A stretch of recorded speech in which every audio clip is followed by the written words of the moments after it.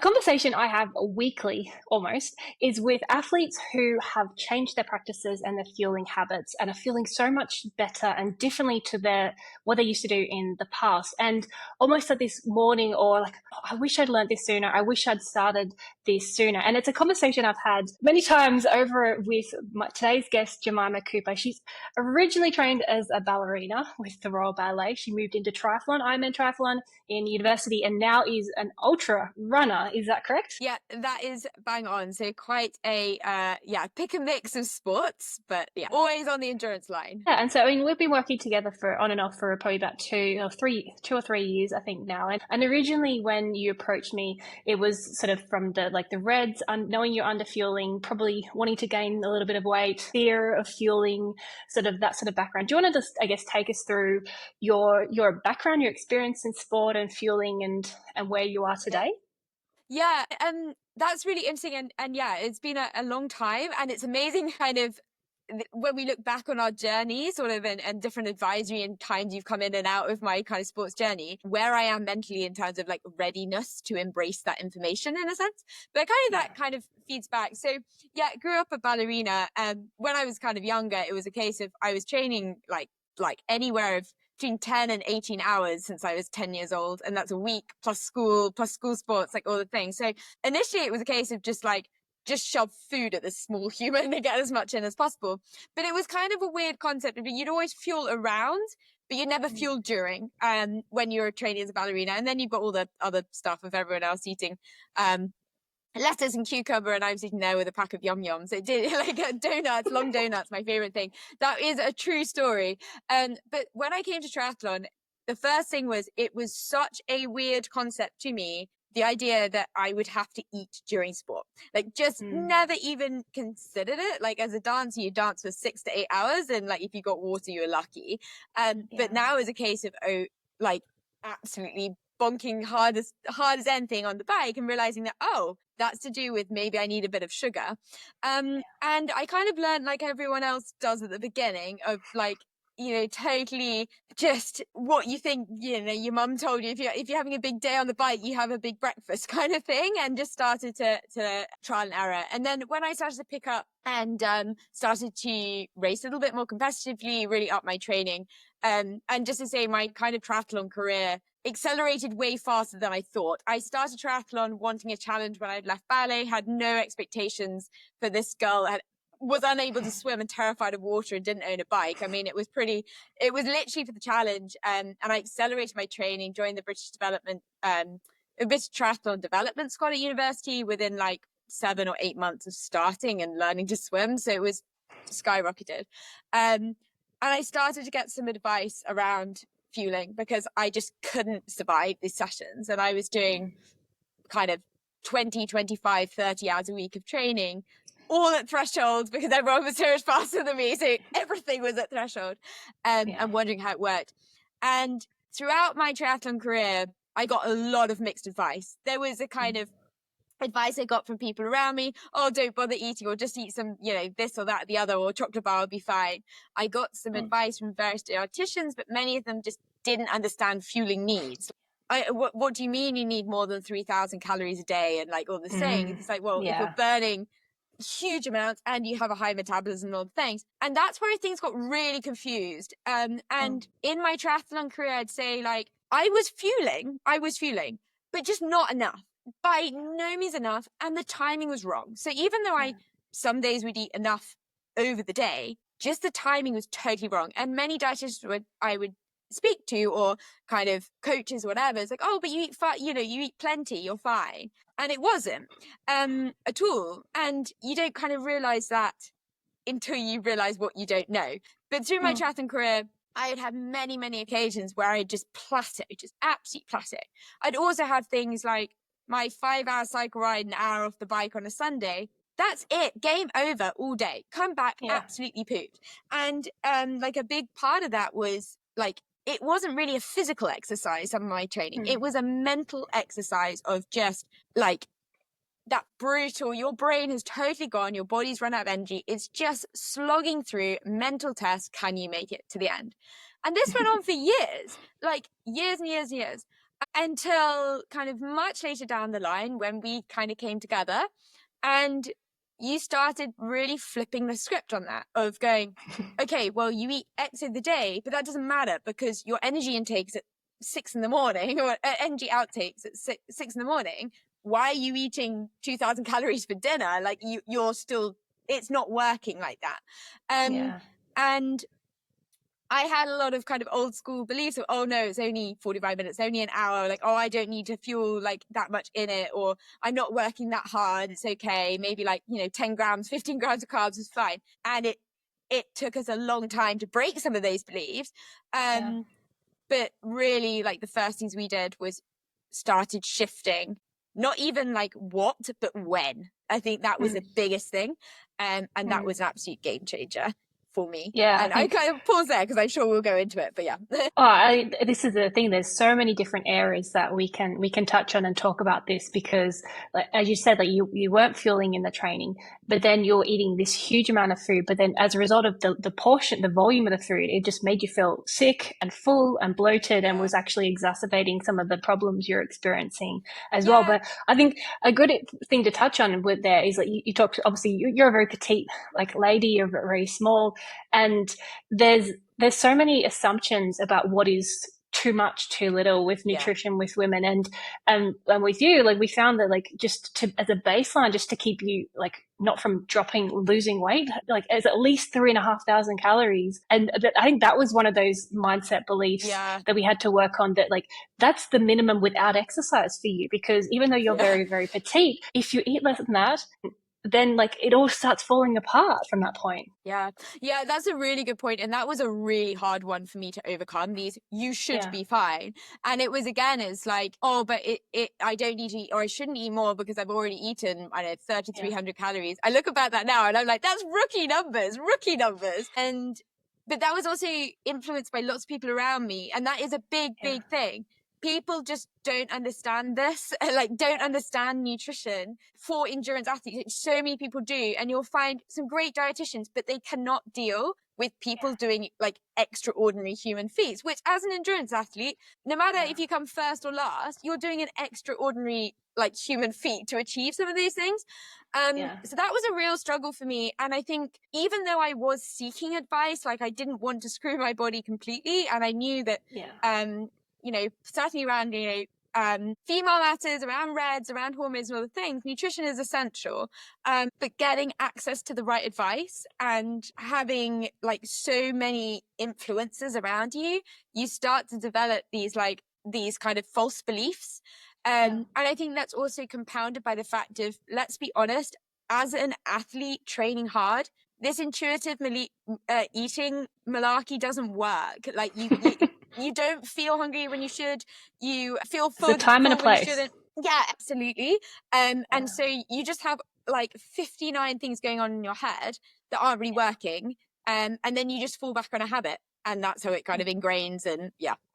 absolutely. Like, and you talk about how it takes time and it's rewiring these habits. And I find that's where there's so much psychology ingrained in what we do, and why, like, I know, like you said, rookie numbers. Like I know that people can be fueling and eating so much more than they are usually at the starting point, but it's what they're currently doing is hindering them and holding them back from progress in the training quality or progress in their recovery. And I think one of the things when we first started working together was that I think you weren't officially training at the time, because that was all the advice you've been given. It's like, you need to stop training to get healthy and to recover from reds. And I was like, no, that's not the case at all, because ultimately I think at the time you were doing a lot of secret training. I'm like, let's get honest here. Like, look at how much you're running and you're cycling and all these things. I'm like, you're doing a 15-20 hour training week, even if it's not official. Like, I think Training, you yeah, need a coach. that's interesting. You need a coach. That was one of my first pieces of advice for you, actually. Was like, I want you to go and get a coach, and I want you to start training specifically, because that was the thing you wanted. You're like,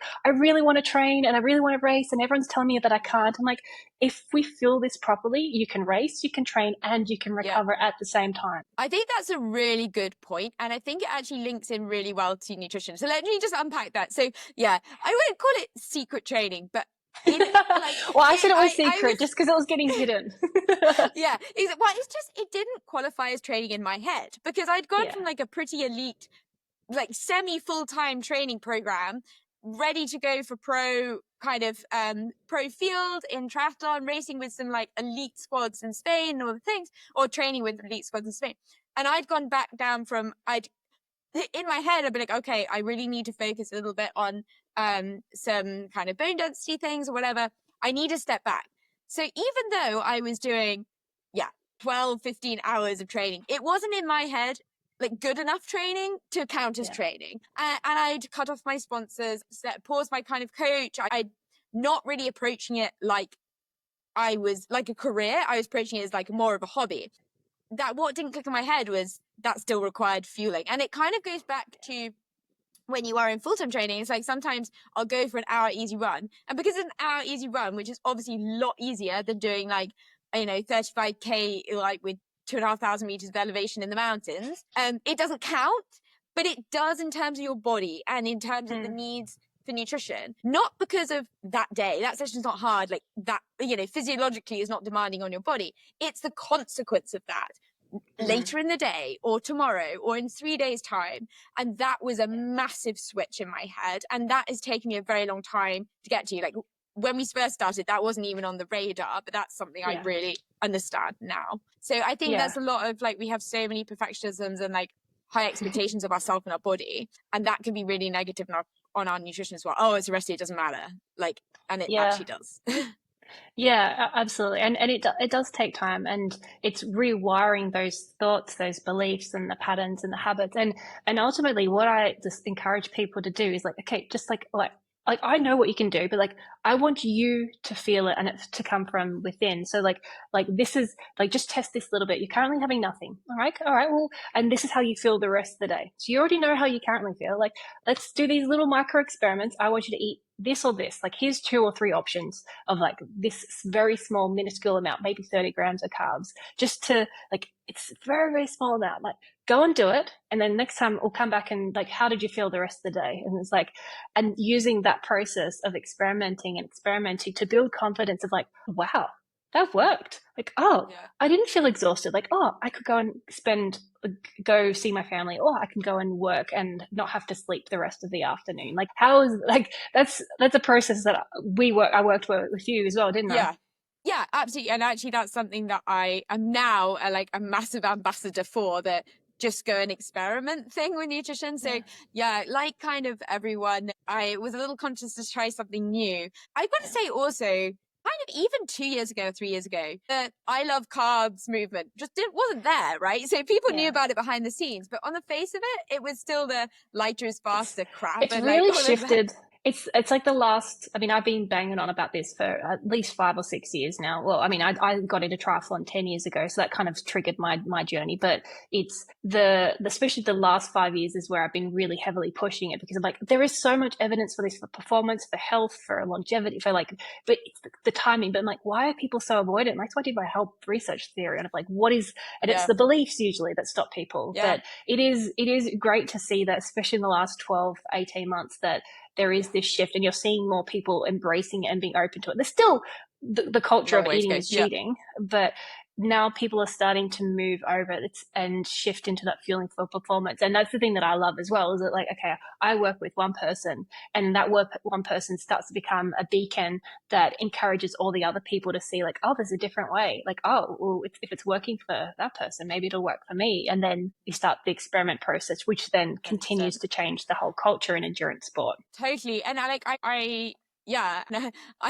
like a mini beacon for that amongst my like immediate friends and like, and athletes as well. I was telling Gemma before we started recording, so many people have come to me after I've kind of touted about these cards and be like, what should I do to start? I'm a bit scared, kind of thing. But that was definitely me before I kind of saw the advantage. And I'm not going to lie, I'm not the perfect candidate, as Gemma well knows. I've got a long way to go, and it's always an evolution and a training process. But at the beginning, I was really scared to try something new. That's a great way to put it. Eating is cheating. Though I don't necessarily think I thought that in my conscious mind. In my subconscious, I probably definitely did. Like, if it's not hard and killing me, it must not have been a good training session. I don't need it. It's easy. It's an easy run. I don't need it. Yeah, exactly. Or I didn't put out many watts today, so I don't need it. And at the beginning, I was like really like skeptical to try. And literally, I started, however silly it sounds now, with like 2 dates on a run, and like really like tiny, not even 30 grams of carbs probably. And I remember messaging Gemma probably the first time I did like 20 grams of carbs in a run, or 25 grams, like nothing over like 90 minutes. And I was like, oh my God, like I got to the end and I wasn't tired and like whatever. But the biggest thing for me, and like, sure, there are performance gains, and I actually switched not long after initially like starting to work more with Gemma from triathlon to running. So I had to make quite a big switch. And as Gemma said, I was kind of on a down low for training. So I had to get up some fitness. Initially, it wasn't necessarily performance that I was good, like what I was noticing. Now, definitely, now my training's picked up, I'm noticing performance differences between like 90 grams of carbs an hour, between 60 grams of carbs an hour, like definite performance advantages. But the biggest thing for me was the mood, the enjoyment of training, and the recovery. So these like longer runs or longer rides, and there would always be that dark moment in those rides where it switches between I'm working out to I'm working out my brain to get to the end. And that's another thing that you probably check back on messages I have, like, I really enjoy this is why people like riding. I think I actually said that to you at one point, like, I now get why people like long rides. And what I didn't realize was because before it was just like a mental strength exercise. And then the thing is, like, I think it's super cool. Like this weekend, I did 52K in the mountains with 3,000 meters of elevation on my own, carrying 7 kilos of like self-supported, like water, nutrition, emergency kit, all the things. And it was like a 7.5 hour run. It was a long day on brutal terrain, big concentration, big muscle load. Not easy at all around where I am. And I literally like drove home, went for dinner with my friends, like, and they were like, what did you do today? And I'm like, oh yeah, just run like a really long way. And I could just walk out. And then the next day, okay, I was tired, but I wasn't pooped. Whereas before, I would do a 2-hour training session. And I've had times when I've fallen off the turbo before, or sat on the bottom of the steps for 3 hours going, I don't know how I can get up to the shower. Like, you know, I'm going to have to nap before I can. And that is the reality. And I think this is a big one. So what I say to people, kind of, even if they're not going for like top podium performance, but even like, I got a good friend of mine training for a half marathon, and she's going for like a 2-hour time. She's not going for performance, but it's a long way to run, and she has kids. So when she's training, she goes out and she comes back, and she doesn't have the luxury of a massage and a fancy smoothie and to sit, you know, on her own for an hour. She has little ones. And I'm like, well, why don't you just fuel at the end of your run?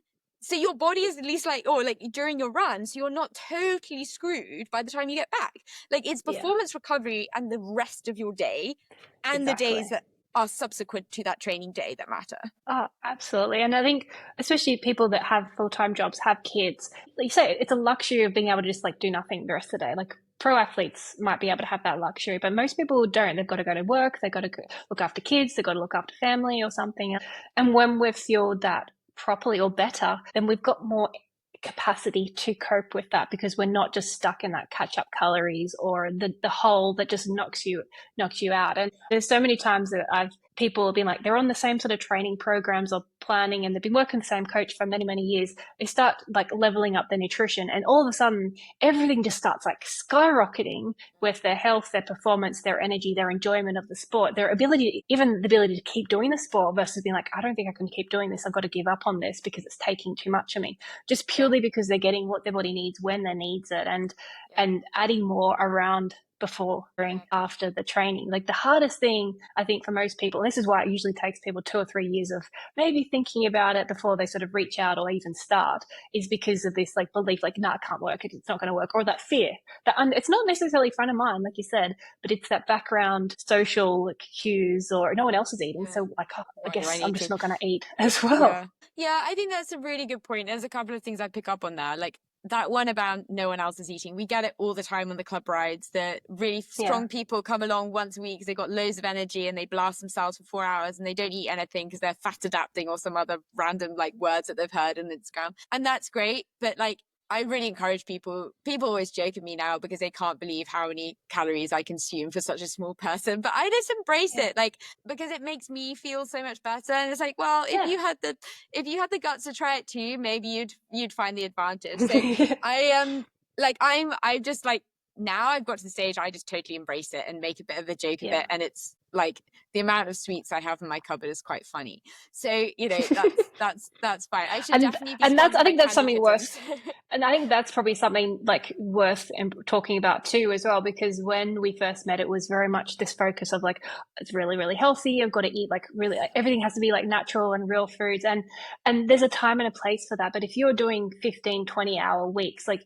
trying to get all of your energy from dates, you'd be having to eat a whole pack, and you probably have the runs, Yeah, or like there's a time and a place doesn't that work. for health, but Yeah, sometimes there's, and with the intensity or just, and this is where these experiments come into place, because you start experiments. testing and be like, oh, okay, I feel so Yeah. much better if I've had 10 dates, but I can't do 10 dates for 5 hours straight, or 20 Yeah. dates for five The hours biggest thing, straight. the biggest thing for me was actually introducing sugar before I worked out. So I used to have like Yeah. something like, it was quick release carbs, but it was like corn cakes or rice cakes or something like that.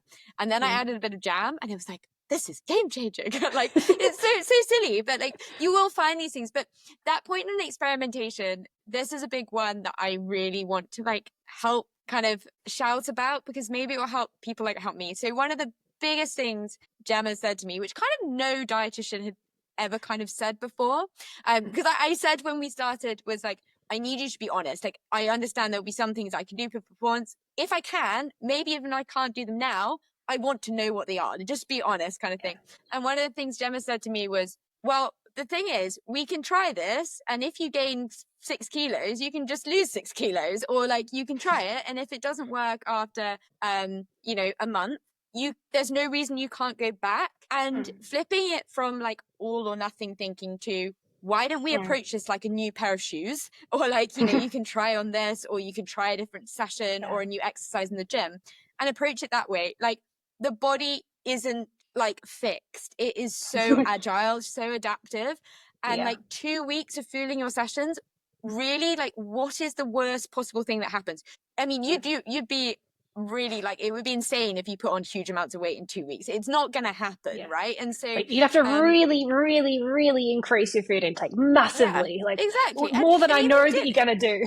yeah, exactly. So yeah, so that's definitely something I'd say. Approach it like an experiment, knowing that going back to the old way is always an option, and that just Absolutely. mindset flip can help. And then the other thing is, as well, of kind of that experimentation is not just on performance metrics, but on like how you feel metrics. So for me, like, the Yeah. biggest things weren't a difference in pace Yeah. initially, it was just the fact that I enjoyed the thing, and like, Yeah. that's what we're doing it for. So Yeah. like, make sure to monitor. I think that can be really kind of advantageous as well. Absolutely. And that's why I recommend people when they're starting is that they have notes so they can refer back to, because it's so easy to forget. I'm like, I don't remember what I ate for breakfast 3 days ago or 4 days ago. And if we have it written down and we've tried something different, then we can be like, oh, I was like, okay, normally I'm tired at this point, and then and this time I wasn't tired at this point. Or you can sort of like start to compare the sort of two. And with that whole performance perspective, it isn't really until you start feeling like a lot more, significantly more, that it's for most people that there's a true evidence. Like you can, oh, I can see 100% my power went up this week, my speed went up this week, this much, until you start feeling that 60, 70, 80, 90 grams per hour. But at the lower level, anything less than 60, which is still what I would consider low fueling for most training that most people are doing, is that it has that improvement for your energy levels, how you enjoy it, just the sustainability of it, the Yeah, being able to back up training sessions, the energy, the mood, the yeah, all those like just life yeah. situations. So true, so true. I think that's a big one. And one thing, I mean, I don't normally talk very openly about this, but I think I just so important, I find it so important around this topic, is the biggest one for me is just like looking after my body and like making sure that's resilient enough. So the biggest thing for Mm. me I noticed with fueling was like fatigue resistance, because I Yeah. realized most of the fatigue resistance I was experiencing was not actually physical. I'm pretty well Mm. trained. I've trained intensively since the age of 4. It's more Yeah. like mental fatigue, which you get, your brain's out of glucose, right? It's pretty Yeah. fundamental. Yeah. So that one, fatigue resistance, but also strength gains. Now, as a Mm. runner, we don't have quite the same power outputs that we can do. And of course, I'm in the gym quite a lot. It's quite important for bone density and just my injury resilience. And I like the gym, whatever. But I look back on my training that I've been doing over the last few months, and I've been doing some pretty extreme vert in some pretty extreme terrain where I am at the moment in the Lake District in the UK, like it's you're climbing up and down scree faces, rock faces, it's like full body climbing. And so you need like a really like solid and strong body. You're doing like massive like one step lunges at high or like plyo constantly. And for me, when I started working with Gemma, or over when I really started to embrace the feeling thing, which wasn't actually when we started working, but it was later down the line when I Later decided down it was a good idea. to start again. Yeah, exactly. Was I'd been trying to gain weight for literally years, because I wanted to get up in my pound numbers. I wanted to be able to go faster downhill on a bike. I wanted to put some muscle on, and constantly I was just like, no matter how much I trained, ate, whatever, I would just like eat all my muscle off. And over the time, I gained a couple of kilos, and absolutely no one would know. Like the body composition is like is crazy how it works. So you would not know. There's some, even like trousers I wouldn't wear before, now I can fit into. It's like ridiculous, even though I weigh more. Just some crazy things. But that was a big thing because my body is stronger. I'm able to maintain the muscle that I'm working on. And we see that now reflected in the type of output I'm able to do. Like to the strength in my body to be able to like adhere to the demands I'm putting on it requires like a stronger muscular infrastructure. And the only way I've been able to do that after literally years of like just no ability to gain any weight, that came through. And that was like, I'm not saying that everyone that fuels their training will gain weight, but like if it is, this is a topic no, that's not it's talked the about for opposite. many Like there's people, very but there's very few people that I've worked with where I've actively said they need to gain weight or we've actively worked. But sometimes it is the case, and this is where it comes back to that, like, let's see how your body adjusts and let's use the data as feedback for how we increase or decrease or keep things the sort of same. And so that was, I mean, for you, like struggling to mentally allow yourself to eat more than 3,500 calories at times. And it's like, okay, well, obviously, like if you're not gaining weight on this amount, your body needs more. But where can we physically put it in a way that's realistic? And that was the thing. It was like, in 3,500 calories in a normal diet, people are like, oh, I'd love that. No, you wouldn't when you have to force it in, like, and then train 3 times a day. It's hard, but and that's where it's like these little tweaks and adjustments, and use the data, use the feedback, and like I don't think people always need to track or record, but it can be helpful for some people to remind them, or especially if they get like just get more likely to underfuel at certain time points and everything. But absolutely, like with the weight gain, like so many athletes, they've always got this mindset of like, I've got to be lighter, I've got to be lighter, I've got to be lighter. I'll perform better when I'm littler, but it's not always true. And it's great having stories of evidence of athletes, of women especially, who've been like, I'm better being a little bit heavier. I'm stronger, I'm faster, I don't get sick as often, and my performance outweighs where I was when I was a littler number. So the number on the scale doesn't always translate and with to body composition better. as well. I kind of think like we just should stop ranting on about weight number, because I think body composition is so much like and I've never been that fixated on the kind of the exact number so much. I suppose it's more of a physique, and I think many people maybe would have that as well. But again, it's like that's another thing you can test.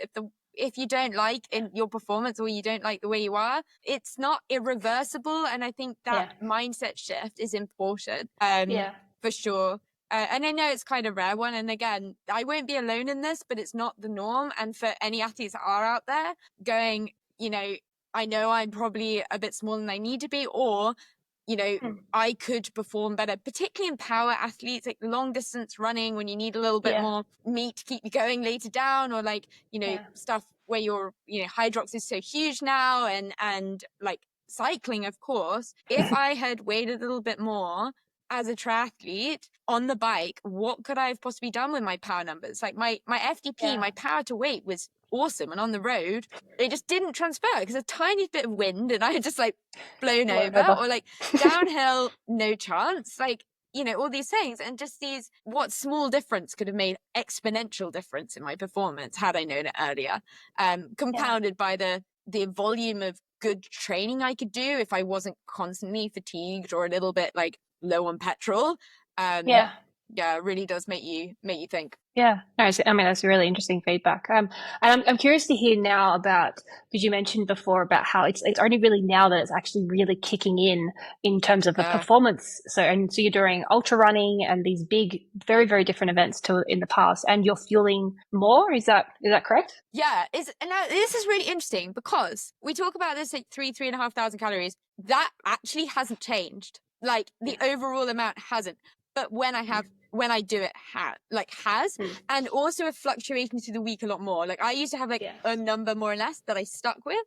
Mm. And that wasn't enough because on Sunday I'd burn, on a long Yeah. ride day or whatever, I'd burn 6,000 calories or 5,000 calories, whatever, but I'd still be eating the same amount. And then on a rest day, I'd still be eating the same amount. Like that just doesn't Yeah. make sense. So the distribution has changed a lot. And this is a Yeah. big one that Gemma said would happen. And I totally didn't believe her of if you fuel in your training, it will Yeah. naturally work itself out later in the day. And I was like, no, it Yeah. won't. I'll end up by eating like loads and loads and loads, and I'll be like the size of a house. When you even fuel a tiny bit, and for me, when I'm being a good girl, I also fuel even like under an hour. Not because Yeah. I need it in the hour, because if Yeah. I don't, later in the day, I will be the cookie monster and I'll eat Yeah. everything and I'll make bad choices of, whatever. And I will have run for an hour, have, first breakfast, second breakfast after my run. But then for lunch, it will be like 1,500 calories. If I Yeah. eat even a little bit in that run, it means I Yeah. have like a normal lunch and a Yeah. normal size good decision snack with like colors and stuff like this rather than just like grabbling. So Yeah. distribution has definitely changed a big amount. I would definitely say as well, it's interesting once you start getting to for me, it was like the 40 grams of carb threshold Okay.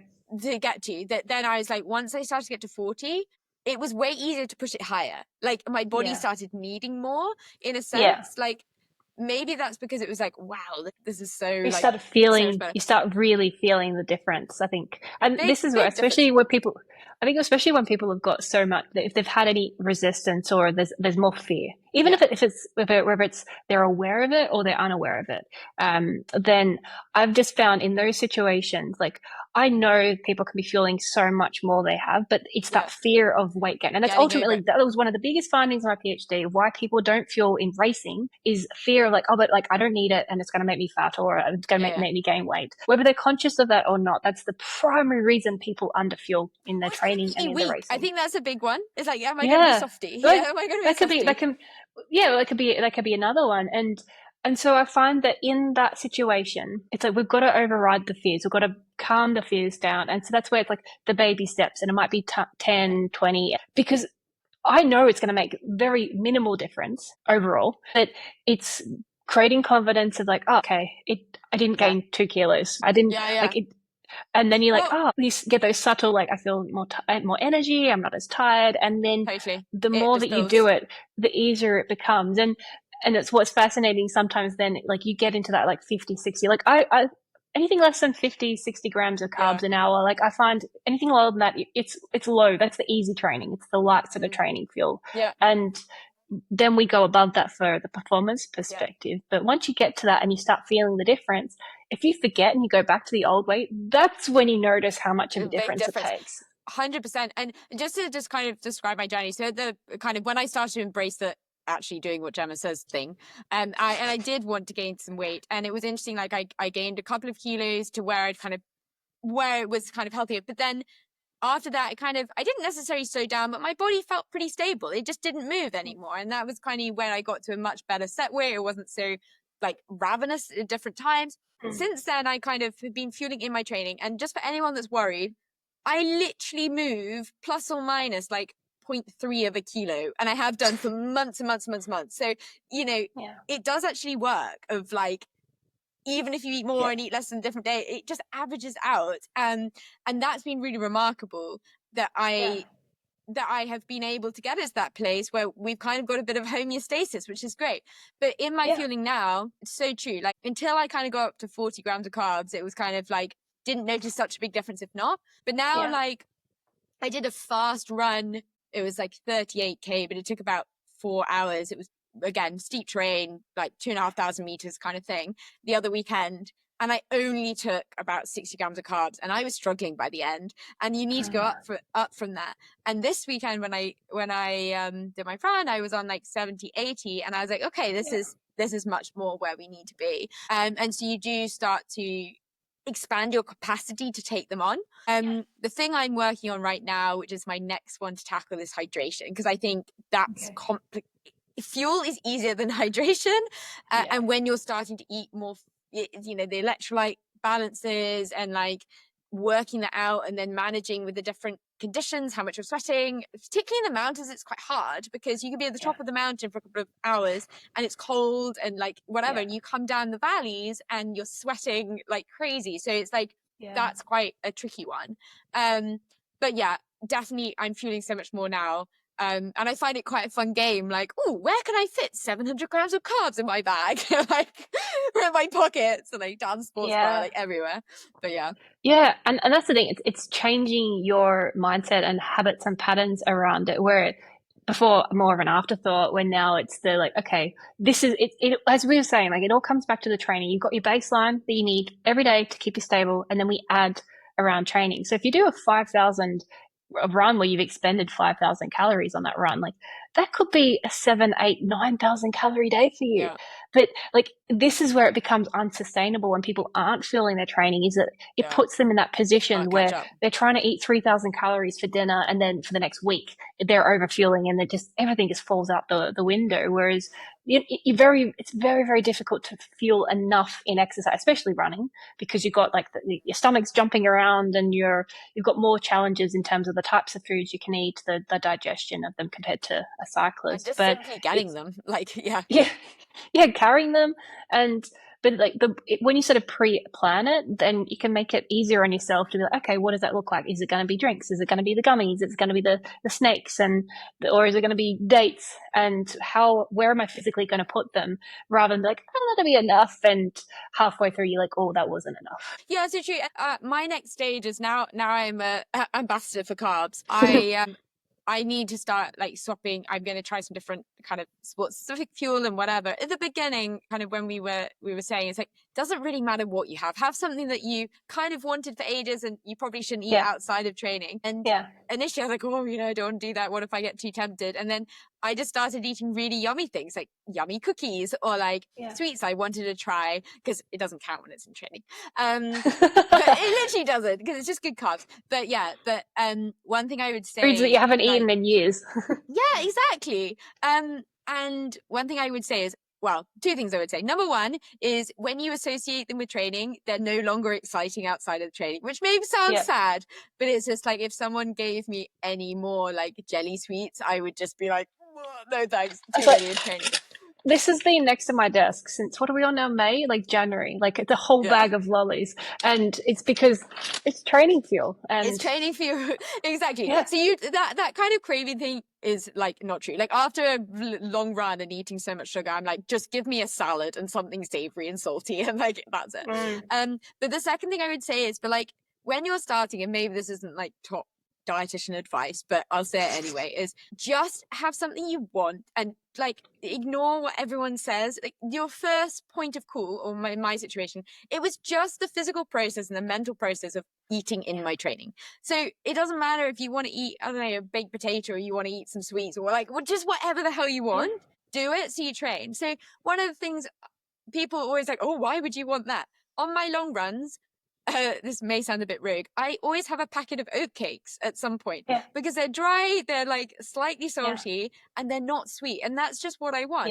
Are they practical? Not really. Are they training fuel? No. Does it make me eat something and help me get my fuel in that I actually need? Yes. And that to me is like more advantage than the loss. And so I think, just remember this is a stage of the journey. It's kind of like when you start on the bike, you don't need a 30 grand carbon bike. You just need an aluminium machine that gets from A to B. It's a kind of same thing with the fueling journey, I think. Get your mindset right, start to feel a little bit of the advantage, then optimize later. Don't try to go in from like ground zero to 100 grams of carbs delivered in, cis beta fuel on day one. That's a recipe for gut issues and drama. And Oh, absolutely. And that, no, I very much in that approach. And that's where I know that I'm different. And I have a lot of people tell me that I'm very different to dietitians that they've worked in with in the past because, yeah, I know that like, let's just start with something, anything. Anything is better than nothing. And then we experiment, we test. And like, I mean, I've got one guy doing Ironmans and we've tried everything. And the only thing that works for him is Coca-Cola. Like it on paper, like it's the wrong thing. Or like, it should be doing a sports drink or this. I'm like, well, they don't agree with him, doesn't like them. And like, if that works for him, where if someone else, Yeah, they might be doing them making energy balls. And it comes down to like, what do you like? What works for you? Obviously, the faster that you go, the more refined, the quicker the fuel we tend to use just because to make it digestible. But if you're doing these ultra events, whether it's the running or the cycling, what do you crave? What are you yeah, craving, and how can yeah, you incorporate that? And often I'll use in Australia these shapes. They're like flavored crackers. I love them, and I might have a bag of lollies and a bag of shapes, and maybe like a drink mix and some other little random things mixed in. But then you get the bit of the salty, bit of the sweet. yeah, But again, I'm not going in trying to race in that like and be on the podium. If I was trying to be on the podium, it would be a very different fueling sort of strategy. And this is yeah. how we experiment, we test, and we play around with and identify what works for us in what And you can context. also play around with it during your week as well. Like if you know Mm. that fueling 7 days a week is important, okay, maybe it's not the best thing, you 365 to train on, chemical filled sports stuff. So when you don't need, like in your key sessions, train your gut like you will do Yeah, for racing. But like if you're just doing an easy run, just have something you enjoy. Like it's not the end yeah, of the world. Um, yeah, and so I think that's like a big thing. And yeah, now I am going into more of some key races. Kind of didn't expect to again. Like I didn't actually have plans to do what I've been able to do this year also yeah, quickly. But that's I do definitely put it down to some of the fueling strategy for sure. Um yeah, but now I am looking at more kind of optimizing and getting those electrolytes right and whatever. But yeah, it's a time and a place. And again, it's just going back to this, nothing is forever. You don't have to do it every single day. Like you can eat dates and healthy stuff sometimes if you want. yeah. And yeah, periodize it like through a week or through the season or whatever helps you click, I guess. Yeah, no, I think that's a really good point. The fact that it's not static, it's not constant, it it'll evolve depending on how you're training, you're exercising, your racing goals evolve as well. The people that you're training with, whether you're training alone, it all comes back to like, what's the purpose of the training? What does it look like, and what do I need in this moment? And even for myself, like a moment lately, I've been using probably had more energy drinks in the last 6 months that I've had in the last 10 years. But it purely comes down to the people I've been riding with and the type of training or rides that I've been doing where it's intensity. I haven't been hungry. I haven't wanted to eat solid food. Whereas in the past I would have a lot more solid food and it comes and changes and evolves. And that's where when the more that you learn about it, the more you experiment and practice, the more you learn what works for you and the easier it becomes. And it's more stable it becomes because you have your baseline food intake, everyday nutrition, plus the training nutrition. And when you learn how to add that before, during, and after, then your body's getting what it needs when it needs it. And then you can just sort of keep everything else stable the rest of the day. So, yeah. Totally, totally true. And I just say that, Gemma, like one of the things I really appreciated, just kind of off the point, but I really appreciated with what we did together was you'd actually show me some of your examples and you'd explain to me your experiences or other people's experiences, and bringing it to life was really key. I know, of course, confidentiality and all the things always respected, but it really helps with this. Well, certainly for me, seeing what other athletes were doing and Yeah. like almost like stopping nutrition being so gate kept Gatekeepers. or Yeah. Yeah. Yeah. stop The gatekeeping gatekeep. No the No good stuff. gatekeeping here. Yeah, and it's just like you've got to realize that okay, there's great studies out there, and someone as well qualified as Gemma is awesome to give you that actual research, but she knows as well as anyone else that has done this of like, that's great what the research says, but you are n=1, and it Yeah. may work for you, it may not work for you, it may have to be adapted, like the Coke Yeah. example, like the random oatcakes example, like the Yeah. everyone told me that 3,500 calories was too much for me or whatever, and it is not, and it just It's like, embrace all that. right, But let's come if back you to the facts. Yeah. Yeah, Like, exactly. And just get what happens around. if you eat less than that? Like, I start losing weight. I'm like, okay, well, is that your Well, goal? there Like, we no. go. Um, Yeah, exactly. there's your You answer. just have to like adapt some of the algorithms on all of like the BMR to like, skyrocket it. But anyway, it's getting around people that get it, like, Yeah. or having like standard phrases you bring out that are just like, if people are going to talk about your nutrition, just have a standard phrase you bring out that's like, well, I'm doing XYZ because it makes me feel better. Like, just get around the people that get this, because Yeah. everyone else is going to be left behind. And it's so super interesting now. I'm seeing more and more on like Yeah. Instagram and other social medias and just around like athlete groups as well. People Yeah. are so like proud of their like carb love, or like, guess how many carbs I ate. And that's Yeah. really cool to see now. But if Yeah. you are on this journey, get yourself around those people that Yes. are there. Yeah. Yeah.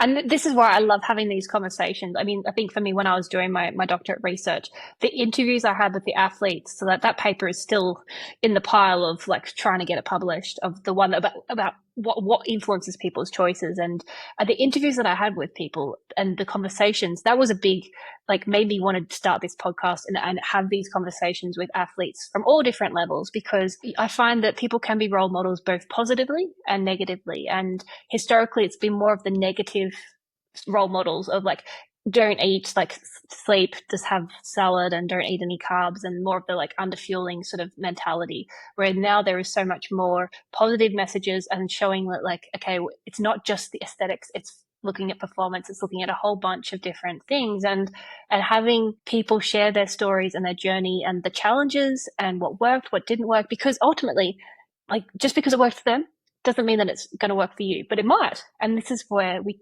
have this trial and error. And it's why nutrition isn't this like one size fits all, like you do it once and like tick the box, you're fixed. Because there's always change going on, and learning how to adapt and optimize around that change is for you specifically as an individual. Yeah, so true. Well, totally well said.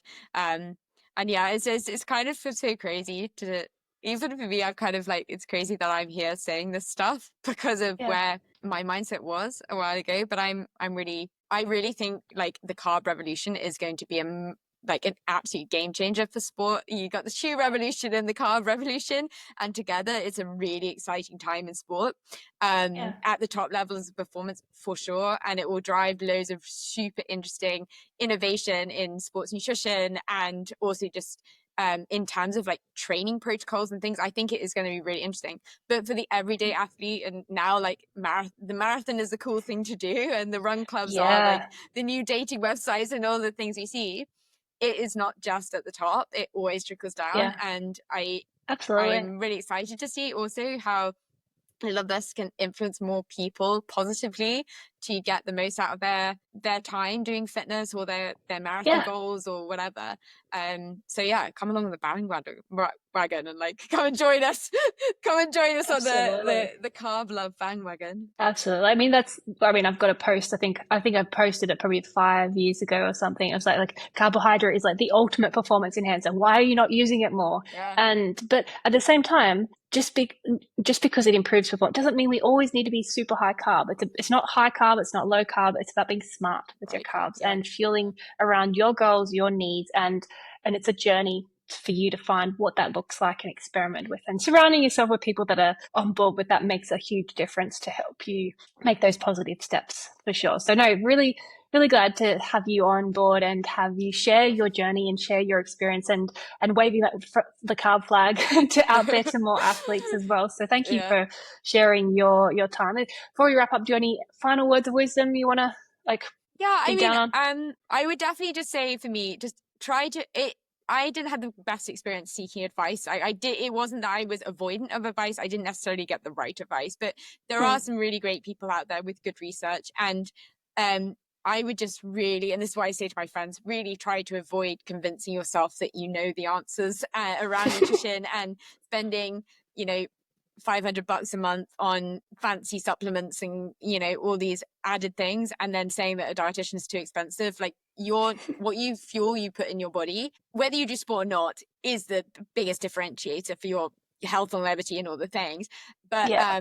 particularly if you're an athlete, you don't adhere to the normal standards in any way, shape or form, and the likelihood is getting some great advice would really, really help you and help you hit those goals. And then the second thing I just want to reinforce is if you are like me, and know that, okay, I'm maybe on a bit of a plateau, or you're aware, particularly with females, but it's not just females, that, okay, maybe my body isn't in the healthiest place. I just really encourage you to experiment and give it a try. Like, really try to think, what is actually the resistance here? What am I actually scared of? Or what is the worst case scenario? And as far as I see it, the worst case scenario is you try for 2 weeks or a month and it doesn't really go to plan, and you go back the exact same way you were doing it, and on goes your life. So yeah, if you can get yourself to that, go for it. And I hope it works out for you. Very good. Well, good luck with all your new ultra running adventures and where you end up in the world with that. That's all for today. Like, subscribe, fuel your ride, and I will see you next time.